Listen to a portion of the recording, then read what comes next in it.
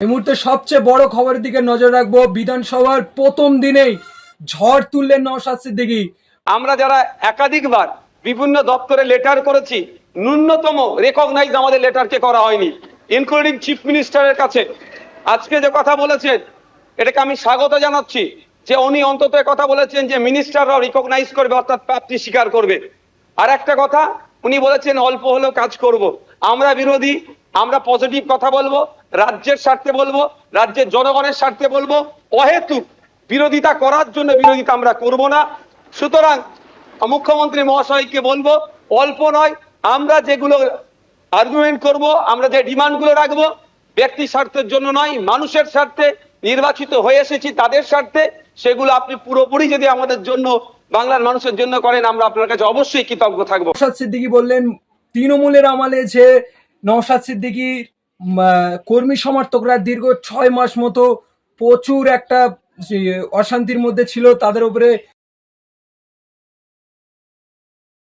মতো নওশাদ সিদ্দিকী এটাও বললেন বিধানসভার মধ্যে যে নওশাদ সিদ্দিকী মনে করছিল যে সে ইস্তফা দিয়ে পার্টি তাকে রুখে দেবে। এমন আমি বলবো, আমি 2021 সালে নির্বাচন হওয়ার পরে 6টা মাস এমন দিন পার করেছি, আমার মনে হচ্ছিল যে আমি ইস্তফা দিয়ে দিই, অন্তত আমার ছেলেগুলোর উপর অত্যাচার যদি বন্ধ হয়।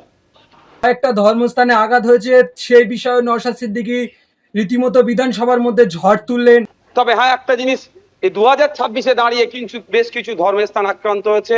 মাননীয় মুখ্যমন্ত্রী মহাশয়কে এবং বিজেপি যারা আছে তাদেরকে বলবো, সেইগুলো আপনারা লক্ষ্য রাখবেন, সেগুলো লক্ষ্য রাখবেন।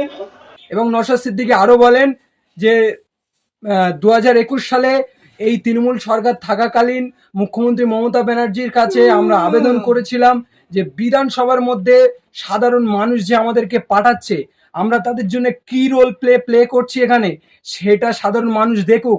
বিধানসভায় টিভি লাগানো হোক, একটা লাইভ স্ট্রিম চলুক, এখানের পুরো লাইভটা বাইরেতে যাক, সাধারণ মানুষ দেখুক।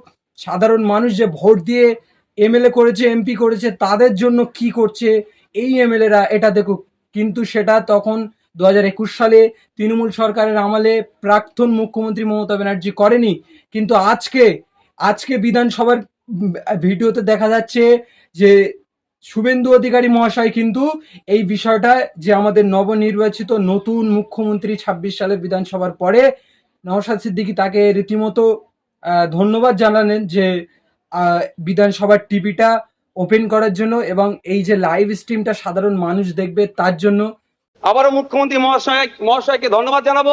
দীর্ঘদিনের স্বপ্ন এটা আমাদের সকলেরই, যে আমাদেরকে নির্বাচিত করে এই হাউসের মধ্যে পাঠাচ্ছে। মাসের শেষে আমরা 1,21,000 টাকা নিয়ে বাড়ি যাচ্ছি।